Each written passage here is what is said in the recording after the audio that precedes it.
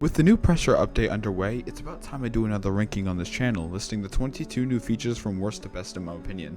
This is of course based on if I genuinely think they make the game better, how big of a change they are, and of course, if I like it. I'm not going to be including the new documents or badges, and yes, I'm counting the Candlebearers, even though they were technically already existing.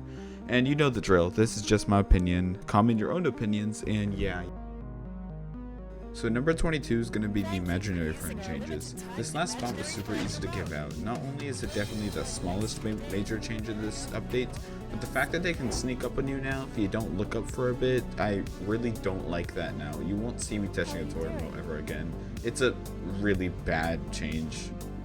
So number 21 is going to be the new lobby UI. The recent placement was the only change I really didn't like in the update. The lobby UI is so much more organized and easy on the eyes now, and combined with the new feature where you can change the UI above your head, I like this change a lot. It's so minor though, I couldn't really rank it much higher.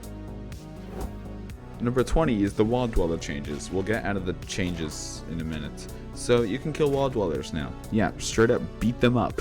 The animation is completely broken at the time I'm recording this, so I can't exactly present to you how cool of a feature this is. I always felt wall dwellers needed a nerf, so this is a really good change. Number 19 is going to be Polisin. I don't know if I'm pronouncing that right at all. This is the new item that automatically heals you to 100 instantly and can be used anywhere. As busted as it sounds, it's also horribly rare. The only time I've ever picked this thing up was buying it in the shop beforehand, but aside from that, it's a really good item. You can also heal underwater, so that definitely makes it dominant over the medkit. Number 18 is landmines, and oh boy, landmines are a fun one. They're another great feature to keep your guard up in more and more, and the way they become more common throughout rooms is a nice touch. Their damage is also super fair and they add more to the game's atmosphere, but the fact that they send you flying is kind of bad. I don't like how that's a feature because you can just get sent right off the map. Maybe I'm only saying that because I died on door 448 when trying to get an endless badge. Number 17 is Harbinger. So imagine an instant death who was never expected to be added into the game, and then it gets added. You are so done for. You are so done for. Hey, I recommend you speedrun. I recommend you speedrun. Harbinger is a horrifying entity where all the lights turn red and you are all dead. Yeah, no getting out of this one. Jokes aside, I love this enemy even if it just means death. You're given a free revive after, and it's just a super rare and cool occurrence. It doesn't really have a downside. Number 16 is Redeemer. Regarding completely new entities, this is my least favorite of them. I still think it's cool enough to place out of the bottom 5, but it isn't much. You pick up a gun in a drawer and it starts floating toward you with a knife. You spam E to resist shooting yourself, and then you shoot it dead. Yeah, that took a dark turn. What do you mean? There's a little thing next to the door. What does that mean? What do you mean? Number 15 are Tripwires. Tripwires are honestly a really minor feature to the black site, but I mean, they're fun. Exploding your friends and using a sprint to bypass the damage was always great. Now number 14 is the Winter Gardens. This is the first completely new room type to be added on this list, but it's not really a new room type nonetheless. I don't particularly like the Winter Gardens because they're just retextured oxygen gardens. It's just a temporary room type obviously, but that's only here till the season is over, so it only makes sense to not put it above any permanent features. Number 13 is the Guardian Angel. The Guardian Angel is a feature probably full of lore I am too uninterested to learn. I just ranked it here because it's a cool room to encounter. Hi guys, it's me, Myler. So, basically Evan asked me to explain the lore of this guy because he's a little bad guy. Whenever an urban shade worker retires, gets fired or anything, they're given a cup of the Guardian Angel's blood, and when they drink this, their sins will be erased.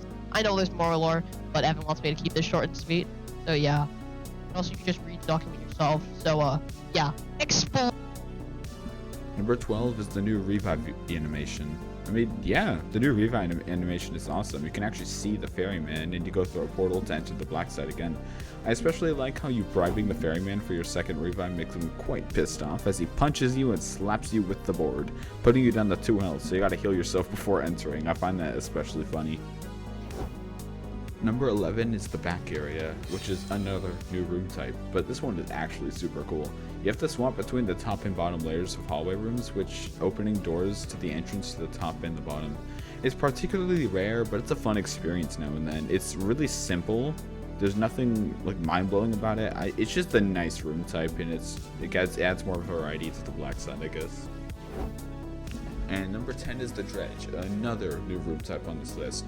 This is definitely the best new room type of the update, being a half-filled room where you trudge through water at your waist.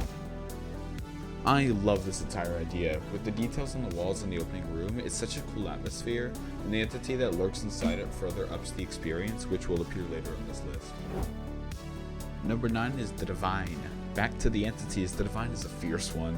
It makes the oxygen gardens way more dangerous than alive, where stepping on the grass wakes up one of the grass figures, which will sprint right toward you, knock you over, and beat the living hell out of you a full 75 damage. These things are aggressive and so insanely fast you can't touch the grass for more than a couple seconds, and there's no way out of it if you're knocked down. I really like them for making probably the most boring area of the game have a real unique danger to avoid. Number 8 is the Sprint. Second and last new item to appear in the ranking, the Sprint is an amazing one-use item that gives you a pretty generous speed boost. This thing can outrun landmines, make searchlights and turrets laughably easy, and can always save you in a pinch if you need to quickly get to a locker. Despite its trade-off of doing 2 damage, preventing its usage in a damageless run, this item is a game changer and heavily unappreciated. Number 7 is the Bottom Feeder. There is a lot of new entities on this update, but the Bottom Feeder is a Dredge exclusive entity and an amazing one at that. This is a worm-like enemy which quietly swims through the water and then it raises its head to hit you down. The thing I love about this entity is that you can aggressively fight it back by punching it down and scaring it off. This is such a badass move to pull on an entity in pressure, and it's so cool. Number 6 is Post-Mortem Haunting, or the new Game Pass. This is the absolute best thing that Pressure could have done to fix the death screen for the Game Pass Post-Mortem Haunting. You become a ghost and you're given an arsenal of things to do instead of basic spectating. It also changes your lighting so you can't even get affected by the darkness, and entities do nothing to you so you can explore all you want, and even help alive players by warning them of coming monsters. Also, you can mess with the alive players by fake flickering the lights or breaking the lights entirely, which, yeah, absolutely amazing Game Pass. Number 5 are Candlebearers. Candlebearers are a brand new entity of the update despite being a larger scale of Candlebearers. These guys are horrifying to encounter for the first time and only in 2 or 3 rooms. These guys almost feel like a mini boss where you need to find a keycard in a dark room and absolutely huge Candlebearer tracks you down in the darkness.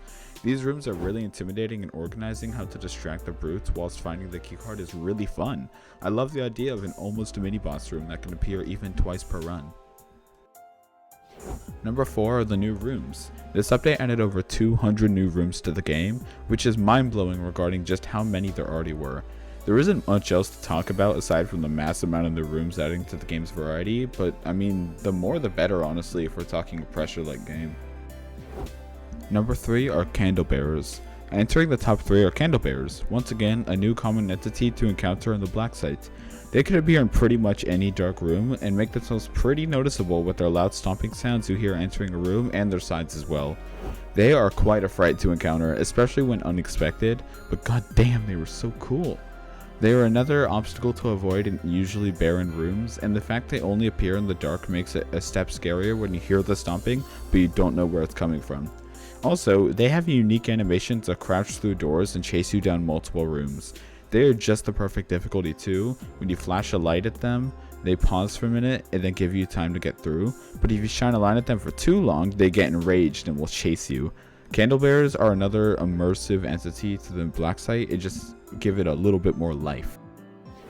Number 2, Deep Sea Bunnies. What did you expect for the highest entity on this list? Sea Bunnies are absolutely a fan favorite, and I'm not going to lie to myself by saying I don't love the little things either. There is nothing about the Deep Sea Bunnies that make them not worthy for the best entity of the update.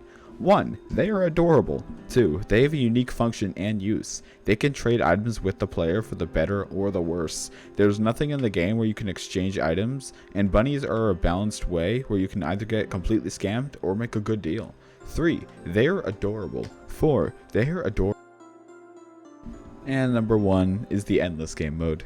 Listen, I totally get why some people will heavily disagree with this placement, simply because endless just isn't something you might want to do sometimes, and I get it. It doesn't bring anything crazily new to the table or change the base game, but I put it at number 1 because it's just fun. I love the infinite version of the game, with unexpected searchlights minigames and no Sebastian's shop, which means your only place to spend research is the gambling room.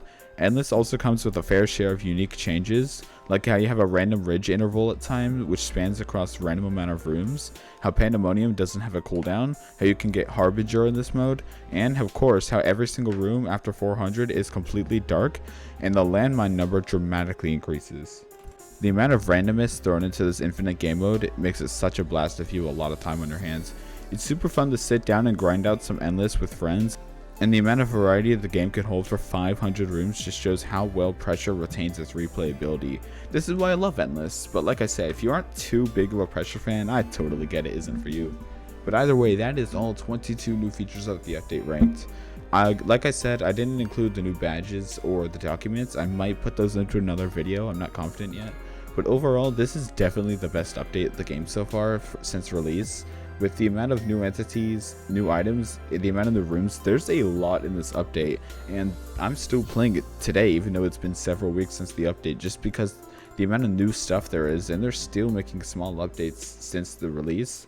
Pressure seems like it's going in a really good direction. If they can keep up this production, I really want to see where this game could go.